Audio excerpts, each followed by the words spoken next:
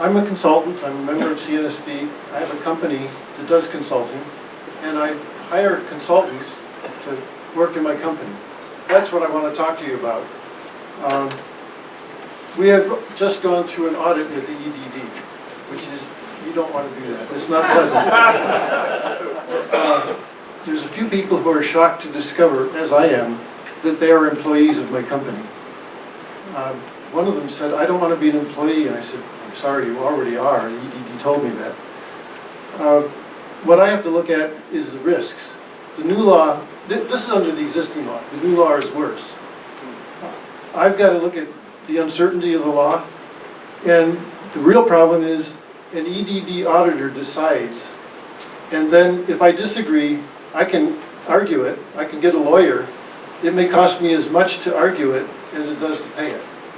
So, you know, basically, in many cases, what the EDD decides is what's going to happen. And I'm not going to spend a huge amount of money to overturn that. So, I've got things to worry about, like if the person that I hire, the person that I contract with, is not working for somebody else, then he's an employee. But he's not allowed to tell me who he works for, and I don't know how long this can go on before it's a problem, and I may not even know about it. If he doesn't have business licenses in every location where he does work, for example, he works at home in one city, and he comes to my office and does some work in Sunnyvale, he needs 2 business licenses.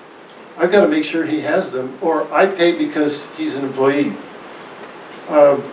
If he's not advertising.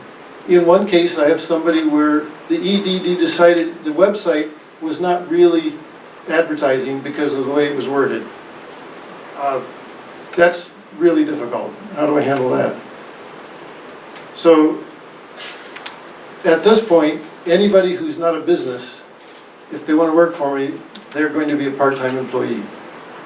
And I have to explain to people over and over, it doesn't change the relationship. You can work for others, you can work where you want.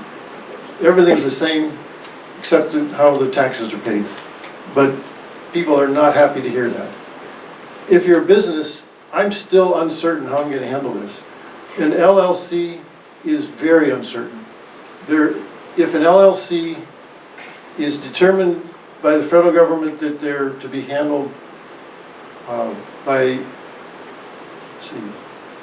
they're going to be handled as a corporation for tax purposes, that disqualifies them and they become an employee. Very strange. And I don't know about these things. How do I know if that's the situation? In some cases, businesses, the person that is working for me will be considered an employee, or at least they may be. I'm not sure.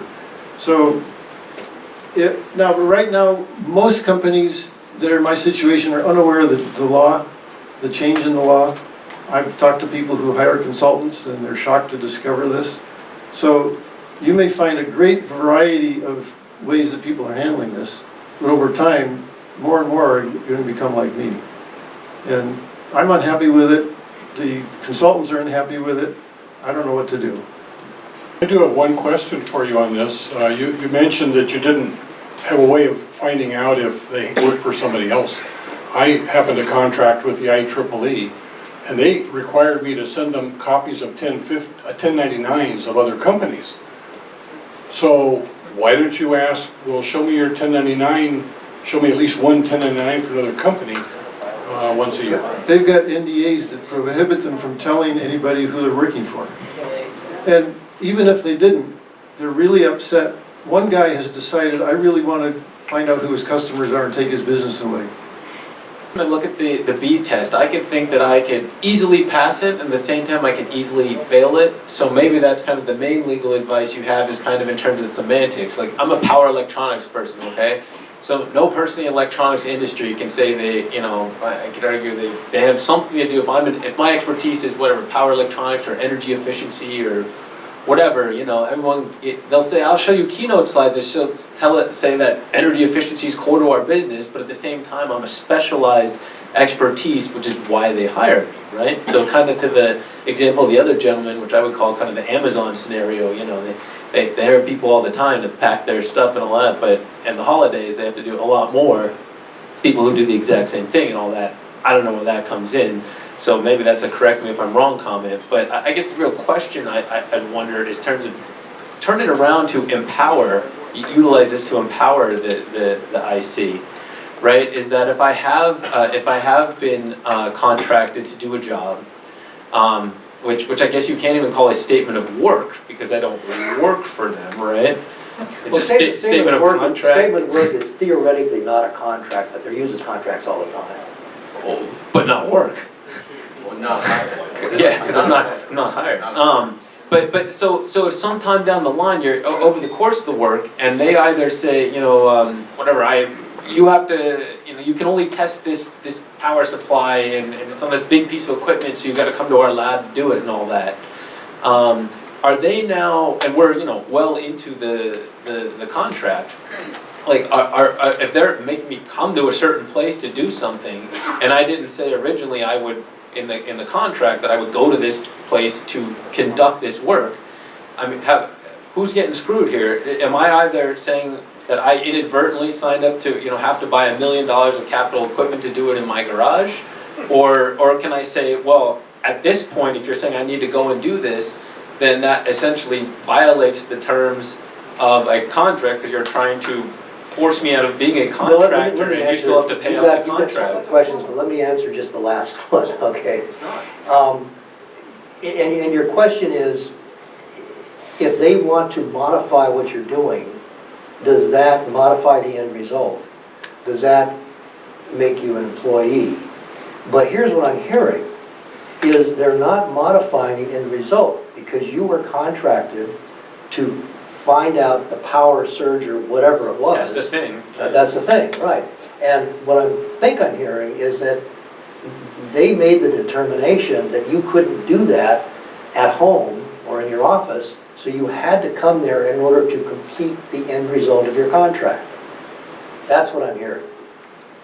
So you had the option of either saying, screw you, and breaching your contract, or saying, yeah, I can perform the contract, but you're right, I do have to come to your office to do it.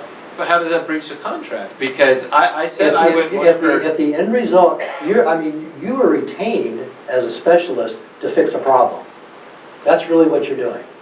And if you can't fix it from home, but you could possibly fix it by going to their office, then that becomes the extension of the end result of your contract. So does that make him an ADC? No. Okay, No. you're saying you're still okay. Yeah. So does that make him, does it make him a contractor? Yeah, okay, I like going on, but I won't. Well, no, but if you don't have that mindset, then you should be an employee.